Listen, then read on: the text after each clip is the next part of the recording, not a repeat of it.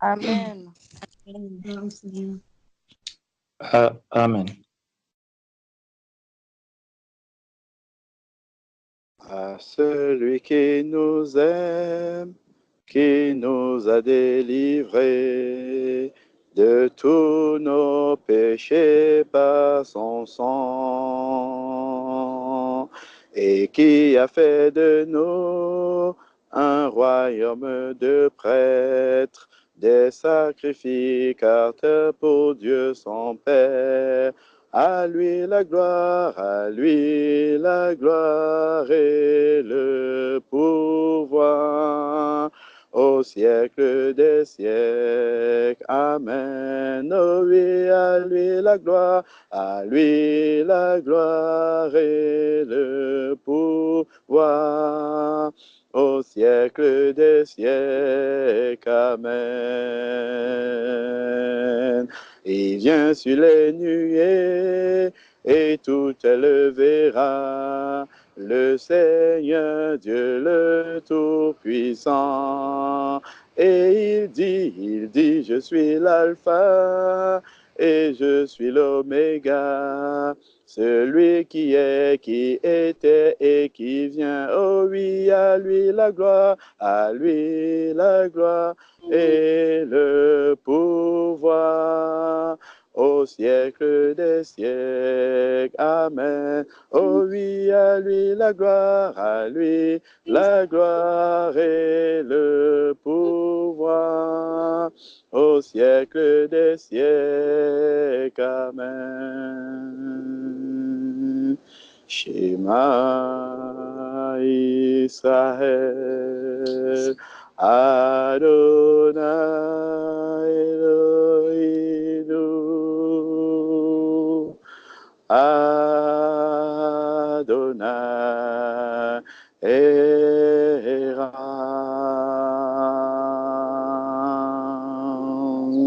Écoute, Israël, le Seigneur, notre Dieu,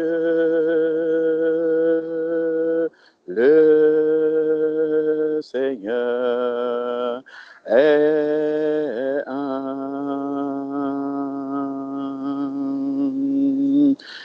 Écoute, Église de Jésus, le Seigneur, notre Dieu, le Seigneur est saint. Écoute, Église du Seigneur, le Seigneur, notre Dieu, le Seigneur revient.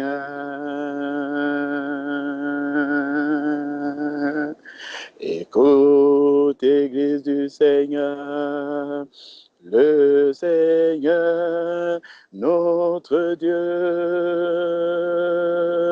le Seigneur est à la porte.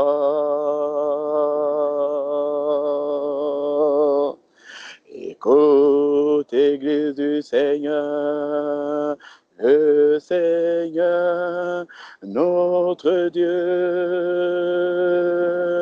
le Seigneur revient. Écoute, Église du Seigneur, le Seigneur, notre Dieu, le Seigneur revient. Éternel, Roi de gloire, Dieu vivant, immortel, invisible. Seigneur Père, assemblé avec ton Église, nous voulons encore bénir et élever ton saint nom pour cette grâce que tu nous accordes de pouvoir nous approcher de toi afin de glorifier encore et célébrer ton nom. Afin, Seigneur Dieu Tout-Puissant, de pouvoir faire de l'huile encore dans nos lampes, Seigneur Père éternel, car tout nous montre que tu reviens bientôt. Éternel Dieu, nous avons compris que le temps n'est pas un temps où il faut sommeiller, n'est pas un temps où il faut s'endormir, n'est pas un temps où il faut s'éloigner de toi, n'est pas un temps où il faut se relâcher, n'est pas un temps où il faut entrer dans le compromis, Père éternel, mais ce temps est le temps de se sanctifier. C'est ce temps de rassembler ces derniers bagages, de libérer tout ce qui dans nos vies ne te glorifie pas encore, car ta parole nous dit que tu viens chercher une église sans tache ni ride. Père, que ta crainte puisse être dans nos cœurs, qu'il n'y ait pas de duplicité ni d'hypocrisie dans nos cœurs, Seigneur Père éternel. Seigneur Dieu, que nous puissions te chercher en vérité, dans la sincérité de cœur, car ta parole dit que tu cherches, tu recherches même des adorateurs qui t'adorent en esprit, mais aussi en vérité, Seigneur Père éternel. Seigneur Dieu, que nous ne soyons pas, Seigneur Père éternel, des auditeurs oublieux, Seigneur Père, que nous ne soyons pas de ceux-là qui se retirent pour se perdre, Seigneur Père, mais que cet amour que nous t'avons déclaré en nous engageant par les eaux du baptême, cet engagement de bonne conscience, Père, que nous puissions nous en souvenir tout au long de cette marche avec toi. Père éternel, que nous puissions réaliser, Seigneur Dieu Tout-Puissant, de quel amour tu nous as aimés jusqu'à donner ton Fils unique, Seigneur Père, celui-là qui est parfait, celui-là qui n'a jamais péché, que tu as fait devenir malédiction pour nous, Seigneur Père éternel, afin que la condamnation, Seigneur Dieu Tout-Puissant, qui était sur notre vie puisse être ôtée. Merci, Père, parce que tu nous as attirés dans ton admirable lumière. Donne-nous de ne pas fouler aux pieds, Seigneur Père éternel, le sang du Fils de Jésus, le sang du Fils de l'homme, Jésus-Christ, ce sang précieux qui a été versé pour chacun de nous.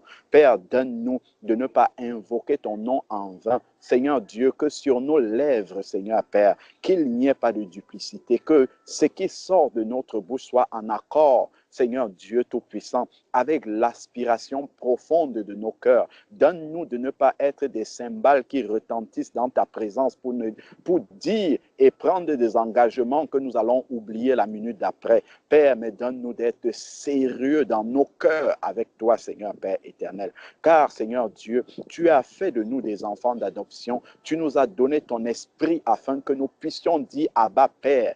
Seigneur Dieu, mais que ton nom ne soit pas en vain dans nos bouches, car ta parole nous dit bien que ce ne sont pas tous ceux qui disent Seigneur, Seigneur, qui entreront dans le royaume des cieux, mais celui-là seul qui fait la volonté de ton Père. Seigneur Dieu, que notre aspiration profonde soit de faire ta volonté, non pas, Seigneur Dieu Tout-Puissant, devant les hommes seulement, mais devant toi, toi qui, dont les regards est partout, toi qui sondes dans les cœurs, toi qui sondes dans les reins, toi qui éprouves les cœurs, Seigneur Dieu Tout-Puissant, et qui révèle la sincérité et la vérité des cœurs. Père, que notre sanctification soit devant toi. Seigneur Dieu, comme pour ne pas avoir couru en vain, Seigneur Dieu Tout-Puissant, et être réprouvé à la fin. Seigneur Père, mais que nous puissions être vraiment entiers, véritables, vrais avec toi, Seigneur Père, sur toute la ligne. Père éternel, que nous ne puissions pas nous mentir à nous-mêmes, mais que nous puissions être sincères avec toi, Seigneur Père éternel.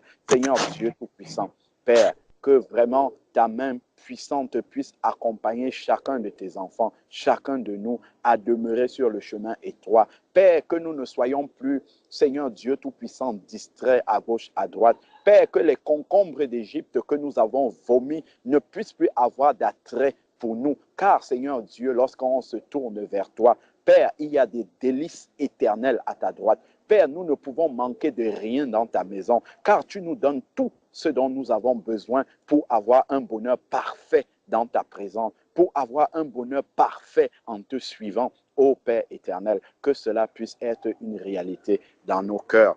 Au nom de Jésus-Christ. Amen. Philippiens chapitre 2, à partir du verset 1. Philippiens chapitre 2, à partir du verset 1. Si donc il y a quelque consolation en Christ, s'il y a quelque soulagement dans la charité, s'il y a quelque union d'esprit, s'il y a quelque compassion et quelque miséricorde, rendez ma joie parfaite, ayant un sentiment, ayant un même sentiment, un même amour, une même âme et une même pensée. Ceci est quelque chose que nous essayons souvent d'avoir et nous prions même pour qu'il y ait cette unité-là, d'avoir les mêmes sentiments, d'avoir le même amour, d'avoir une même âme et une même pensée. Et il y a quelque chose qui est simple pour pouvoir arriver à cette unité-là, c'est que chacun de nous puisse aimer le Seigneur Jésus-Christ de tout son cœur, de toute son âme, de toute sa pensée, de toute sa force. Si nous aimons tous le Seigneur Jésus-Christ de cette manière-là, alors il est naturel que nous allons aimer et avoir la même pensée que ceux qui aiment aussi Jésus-Christ. Parce qu'en aimant Jésus-Christ de cette manière-là, les sentiments qui sont en Jésus-Christ vont s'installer dans nos cœurs. Et ce sont ces mêmes sentiments-là que mon frère, ma sœur, qui aime aussi le Seigneur de tout son cœur, de toute son âme, de toute sa pensée, il va aussi avoir les sentiments qui étaient en Jésus. Ce qui fait que nous tous, nous aurons les sentiments qui étaient en Jésus et nous aurons donc les mêmes sentiments, les mêmes pensées, la même âme. C'est comme cela que ça va se faire. Et qui dit avoir les mêmes sentiments qui étaient en Jésus-Christ, nous savons que Jésus-Christ obéissait au Père en toutes choses. Donc, ce même amour, l'amour de Jésus-Christ de tout notre cœur, de toute notre âme, nous savons que aimer le Seigneur, en lisant Jean chapitre 14 et 1 Jean chapitre 2 verset 5, si je ne me trompe pas, c'est garder ses commandements. C'est obéir à la parole de Dieu. C'est aspirer à marcher comme Dieu veut. Non pas d'une manière hypocrite devant les frères et les sœurs, mais d'une manière vraie et sincère avec le Seigneur. En tout lieu où nous sommes, nous savons que le regard du Seigneur repose sur toute la terre. Il voit les bons et les méchants. Il nous voit dans nos voies. Donc, que cela puisse être une réalité dans nos cœurs. Si nous nous éloignons du regard de Jésus-Christ, c'est à ce moment-là que l'amour de Dieu n'est pas total dans nos cœurs. Nous n'avons pas les cœurs entiers pour Dieu, donc nous n'aimons pas Dieu de tout notre cœur, de toute notre âme, de toute notre pensée, et donc ensemble, nous ne pouvons pas avoir les mêmes sentiments. Nous n'allons pas avoir les mêmes sentiments, nous allons avoir des sentiments diffus parce que nos sentiments ne sont pas des sentiments d'aimer Jésus-Christ de tout notre cœur, de toute notre âme, de toute notre pensée, afin qu'il dépose les sentiments qui étaient en lui, en chacun de nous. Verset 3. Philippiens chapitre 2, verset 3 maintenant.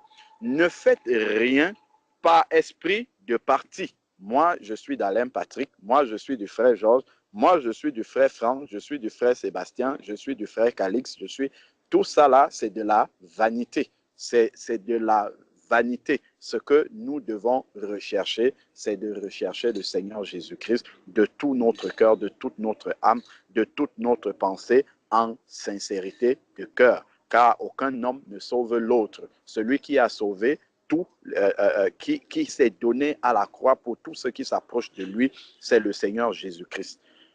Ne faites rien par esprit de parti ou de vaine gloire. Vaine gloire, ne faisons rien pour attirer les regards de nos frères, de nos sœurs, des personnes sur nous.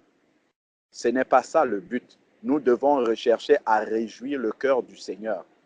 Voilà pourquoi nous devons aimer le Seigneur Jésus-Christ en gardant ses commandements partout où nous sommes. Pas seulement devant le regard des hommes, pas seulement devant le regard des frères et sœurs, pas seulement devant le regard de ceux qui nous considèrent, mais devant le Seigneur dont les regards sont partout. C'est cela, ne pas rechercher de vaine gloire, Ne pas rechercher que les hommes, les femmes nous applaudissent, nous élèvent. Non, nous ne devons pas rechercher ces vanités-là parce que les hommes et l'approbation des hommes et des femmes, cela peut nous perdre. Mais que l'humilité vous fasse regarder les autres comme étant au-dessus de vous-même. L'humilité dans le cœur, voir en l'autre Jésus-Christ également, la grâce que Jésus a déposée dans l'autre qui peut m'apporter quelque chose de la part du Seigneur. Cela me rend humble pour savoir que je ne peux pas me suffire à moi tout seul. Verset 4. Que chacun de vous, au lieu de considérer ses propres intérêts, considère aussi ceux des autres. Oui, je dois considérer l'intérêt de mon frère, l'intérêt de ma sœur. Je dois porter le fardeau de mon frère, de ma sœur. Si j'ai en moi les sentiments qui étaient en Jésus-Christ, cela devient naturel parce que l'amour de Christ, Christ a tant aimé le monde que lui-même, il s'est donné en sacrifice. Donc, si j'ai les sentiments de Christ en moi, je vais me donner aussi en sacrifice pour mon frère, pour ma sœur. Me donner en sacrifice pour mon frère, pour ma sœur, ce n'est pas d'aller mourir sur une croix pour lui. C'est vraiment de lui consacrer du temps. C'est vraiment de me mettre à sa place, de prier pour lui et de prier avec lui, de lui tenir la main. C'est cela même, pouvoir ne pas considérer mes propres intérêts, ne pas voir seulement ce qui m'arrange. Donc, lorsque je désobéis au Seigneur, désobéissance, comment dire, hors de la vue des frères et des sœurs, en fait, c'est un manque d'amour également. C'est un manque d'amour pour mes frères et pour mes sœurs, parce que ma désobéissance engage également mon frère et ma sœur. Si je traverse la route maintenant, je vais gifler quelqu'un et qu'on sait que je suis un chrétien, on dira que les chrétiens n'ont pas la maîtrise de soi, ils giflent les gens. Donc, tous ceux qui sont enfants de Dieu, j'aurais eu un impact négatif sur leur vie parce que au travers de mon mauvais comportement, eux aussi, ils vont recevoir de la part de ceux qui m'ont vu mal agir, ils vont recevoir ce mauvais témoignage-là. Ça va s'appliquer à nous tous qui sommes enfants de Dieu. Donc, j'aurais manqué d'amour pour mes frères et pour mes sœurs en désobéissant de manière consciente au Seigneur. Je ne parle pas d'une désobéissance accidentelle. Donc, ensuite, considérer les intérêts des autres. C'était le verset 4. Verset 5. Ayez en vous les sentiments qui étaient en Jésus-Christ. Voilà, on voit bien qu'il enseigne en fait finalement la solution pour avoir les mêmes sentiments dans nos cœurs, c'est d'avoir les sentiments qui étaient en Christ. Rechercher à obéir au Seigneur et cela crée automatiquement l'unité de cœur entre les enfants de Dieu. Ensuite, maintenant, lequel existait en forme de Dieu n'a point regardé comme une proie à arracher d'être égal à Dieu, mais il s'est dépouillé lui-même. Donc, il a renoncé à lui-même. Donc, le Seigneur nous dit, si quelqu'un veut me suivre, qu'il renonce à lui-même. Qu'il renonce à lui-même. Qu'il se charge de sa croix tous les jours et qu'il me suive. Matthieu chapitre 16, verset 24. Donc, le renoncement à soi-même.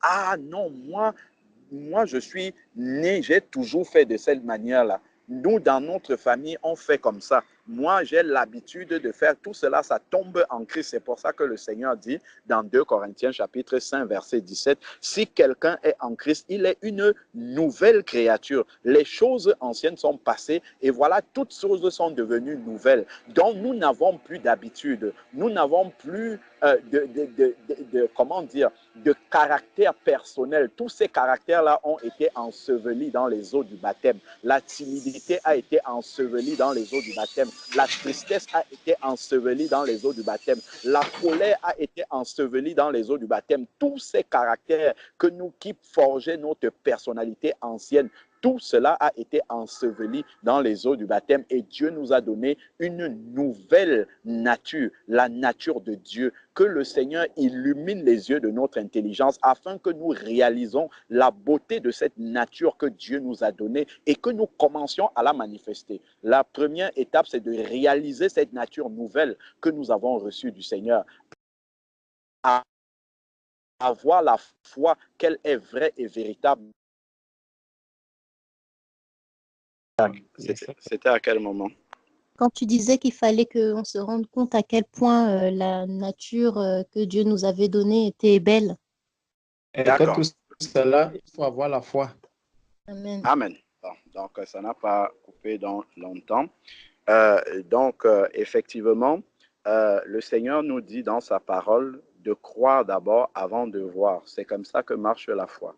Donc, si nous ne croyons pas que nous avons reçu cette nature nouvelle, le Seigneur nous dit dans Matthieu chapitre 5, 48, qu'il nous appelle à être parfaits. Soyez parfaits comme moi-même je suis parfait, comme le Père est parfait. C'est parce qu'il nous a donné déjà cette perfection qui habite en nous, mais il faut le croire afin de pouvoir le vivre. Donc, si je crois que je suis un pécheur perdu, ben, je vais pécher tous les jours. Si je crois que je suis timide, ben, c'est la timidité que je vais manifester. Donc, au lieu de mettre notre foi dans tout cela, si je crois que tous les gens sont colériques dans ma famille et que je suis obligé de l'être, ben c'est ça qui va se manifester. Donc, je dois croire dans mon cœur que toutes choses anciennes sont passées réellement. Je dois d'abord le croire. Et ensuite, je verrai cela s'appliquer et se manifester de manière pratique dans ma vie de tous les jours. Donc, mettre ma foi dans ce que Dieu dit. La foi vient de ce qu'on entend et ce qu'on entend vient de la parole de Dieu. Donc, nous étions rendus au verset 7 où le Seigneur s'est dépouillé lui-même. Donc là, on a parlé du dépouillement de la vie ancienne, dépouillement complet de la vie ancienne. Donc, il s'est humilié lui-même. Donc, ce n'est pas quelqu'un qui l'a humilié. C'est une décision que nous prenons de nous humilier et de nous déposséder des vieilles habitudes. Parce que la différence entre l'ancienne vie que nous avions, c'est que nous étions esclaves du péché et nous ne pouvions pas faire autrement car nous n'avions aucune arme pour lutter contre le péché qui combattait dans nos membres. Mais aujourd'hui, l'esprit, comme dit Romains chapitre 8, verset 2, je crois, c'est que l'esprit de vie en Jésus-Christ nous a affranchis de la loi du péché et de la mort. C'est-à-dire que l'esprit de Dieu en nous nous a donné la capacité de décider de ne pas pécher, de dire au péché stop dans notre vie. Nous avons cette capacité-là par la puissance du Saint-Esprit. Mais c'est déjà de réaliser et d'accepter et de croire dans mon cœur que Dieu m'a donné cette capacité-là en tant que son enfant. Pour que cette nature nouvelle qui a été créée selon la justice de Dieu puisse être manifeste. Ensuite, verset 9 maintenant. C'est pourquoi Dieu l'a souverainement élevé. Regardons bien, l'élévation du Seigneur vient après l'humilité. Comme il le dit ailleurs, l'humilité précède la gloire. Donc, il s'est humilié en se rendant obéissant jusqu'à la mort et même la mort de la croix. Donc, ici, nous avons une mort de la croix, mais qui est une croix spirituelle. C'est notre chair qui doit totalement mourir, renoncer. Et c'est après la mort de la chair que maintenant Dieu vient pour élever. C'est pourquoi le c'est pourquoi est en relation avec l'humiliation jusqu'à la mort de la croix. Donc c'est une fois que nous serons morts totalement à notre chair que Dieu va venir nous élever et nous a donné le nom, lui a donné le nom au-dessus de tout nom. Donc, Dieu vient élever lorsque la mort de la croix a agi totalement dans notre chair. C'est une élévation spirituelle, ce n'est pas selon les yeux des hommes. Donc, afin que, au nom de Jésus-Christ, tout genou fléchit dans les cieux, sur la terre, et que toute langue confesse que Jésus est Seigneur à la gloire du Père. Verset 12 maintenant. Ainsi, maintenant, quelle application de cette marche de Jésus-Christ? Ainsi, mes bien-aimés, comme vous, ainsi, mes bien-aimés, comme vous avez toujours obéi. Donc, c'est déjà un préalable. Comme vous avez toujours obéi, regardons comment Christ s'est rendu obéissant jusqu'à la mort de la croix. Comme vous avez toujours obéi. Donc, l'obéissance n'est pas facultatif pour un enfant de Dieu. L'obéissance est une obligation. C'est pour ça que nous disons Seigneur dans nos prières. Seigneur, parce que j'obéis. Le Seigneur a dit dans Luc chapitre 6, verset 46, Pourquoi m'appelez-vous Seigneur, Seigneur, et ne faites-vous pas ce que je vous dis? Donc, c'est l'obéissance qui nous conduit et qui nous donne l'autorisation de pouvoir appeler Jésus-Christ Seigneur. Travaillez à votre salut. C'est vrai que nous sommes sauvés, mais nous devons, travailler pour conserver ce salut-là, parce que l'ennemi est à la porte et veut nous faire perdre ce salut. Donc, il faut travailler pour progresser, parce que notre salut nous a été donné en espérance. C'est quelque chose que nous avons reçu par la foi. C'est comme la nature parfaite de Dieu, la nature nouvelle. C'est quelque chose que nous avons reçu par la foi qui est en nous. Mais nous devons travailler pour qu'elle se manifeste et qu'elle se voie. Si je deviens enfant de Dieu et que je n'obéis pas à ce que nous sommes en train de voir là, si je ne travaille pas, mais les païens, ceux qui m'ont connu, ne verront jamais qu'il y a eu un changement dans ma vie. Ils ne verront pas la transformation, les gens de ma famille ne verront rien du tout. Ça restera caché si je ne travaille pas. Parce que pour travailler et manifester la nature de Dieu, cela dépend de moi, ça ne dépend pas de Jésus-Christ. Ce que Jésus-Christ devait faire, c'était de nous donner la nature parfaite. Et ça, il nous l'a donné. Et nous devons prendre par la foi. Et maintenant, travailler à ce qu'elle se manifeste, ça, c'est moi qui prends la décision. Parce que le Saint-Esprit en moi va me dire, Alain Patrick, tu dois faire ça. Frère Georges, tu dois faire ceci. Sœur Nadia, tu dois faire ça. Et maintenant, la décision nous revient. Il ne nous force pas. C'est lui, il nous dit ce qu'il faut faire. Mais le païen, lui, ne sait même pas ce qu'il faut faire. Donc, nous, il nous dit ce qu'il faut faire. Il nous donne la capacité. C'est lui qui donne le vouloir et le faire. Et il nous donne la capacité de faire. Mais par contre, la décision nous appartient.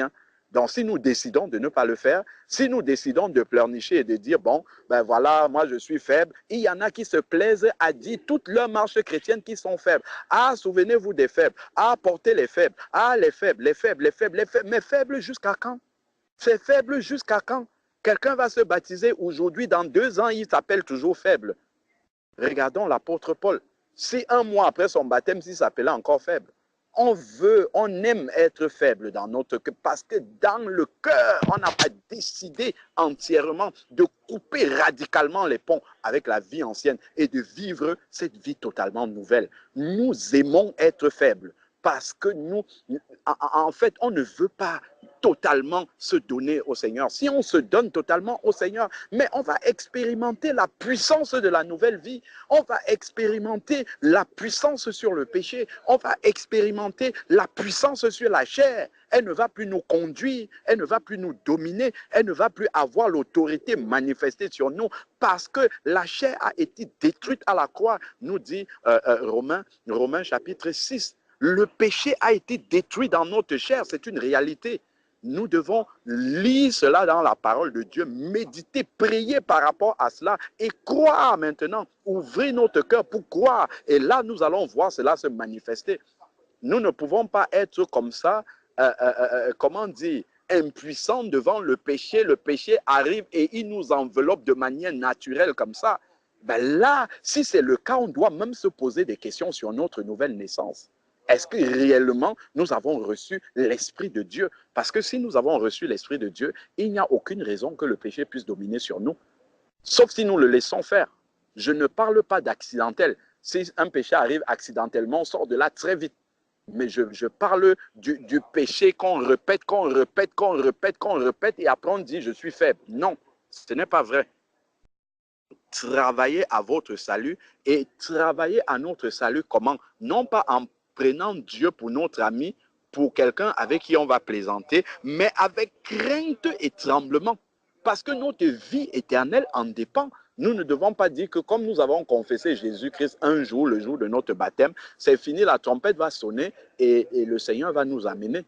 Non, si nous sommes en train de vivre dans la dissolution, la Bible nous dit bien que Dieu, Jésus-Christ, vient pour chercher une église sans tache ni ride. Celui qui est en train de s'efforcer pour manifester cette nature nouvelle-là, effectivement, si le Seigneur vient, le Seigneur va achever sa sanctification, comme nous dit la parole. Le Seigneur va achever cette sanctification parce qu'il voit que celui-là est vraiment résolu dans son cœur à arriver à cette perfection, à manifester la perfection que Dieu nous donne. Mais s'il voit quelqu'un qui est désinvolte, qui a dit « Oh, moi je suis faible, donc je vis comme je vis, et puis advienne que pourra, Dieu verra ce qu'il va faire », mais celui-là, il ne partira pas, il restera. C'est ça que nous devons comprendre. Donc, nous sommes appelés à travailler avec crainte et tremblement parce que ce Dieu est saint et c'est une nature de sainteté qu'il nous a donnée. Non seulement comme en ma présence, mais bien plus encore, maintenant que je suis absent. Ça, c'est l'apôtre Paul qui parle aux Philippiens, l'église de Philippe. N'obéissez pas seulement quand vous êtes devant les enfants de Dieu, les conducteurs de l'église du Seigneur. Ça ne sert à rien. C'est devant le Seigneur qu'il faut obéir. C'est non seulement dans l'église, mais en dehors de l'église aussi, hors de la vue des frères et sœurs. C'est ça que l'apôtre dit. N'obéissez pas seulement devant moi. Sinon, nous sommes dans l'hypocrisie. Et ce n'est pas l'hypocrisie seulement avec les frères et sœurs. C'est l'hypocrisie avec le Seigneur. Et ça, c'est plus grave. Parce que nous essayons de mentir à Dieu. On ne peut pas mentir à Dieu. Dieu sonde les reins, les cœurs. C'est devant lui que nous passerons pour rendre compte de notre vie. C'est écrit dans la parole que chacun de nous rendra compte de ce qu'il a fait quand il était encore dans ce corps. Donc nous devons avoir conscience que c'est ce qui adviendra. Voilà, le verset 13 dit, car Dieu produit en nous le vouloir et le faire selon son bon plaisir.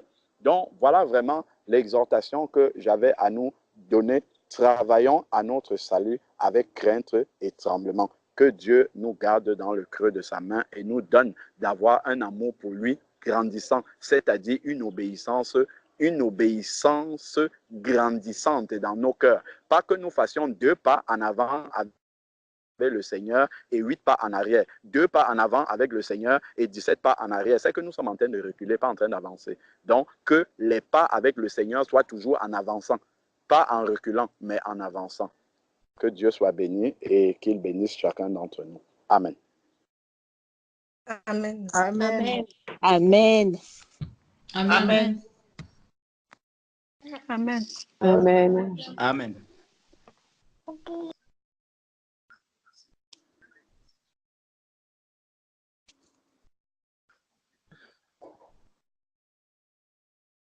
Bon après-midi à tous. Soyez bénis. Amen. Bon après-midi à tous. Bon après-midi à vous tous. Amen. Soyez tous bénis.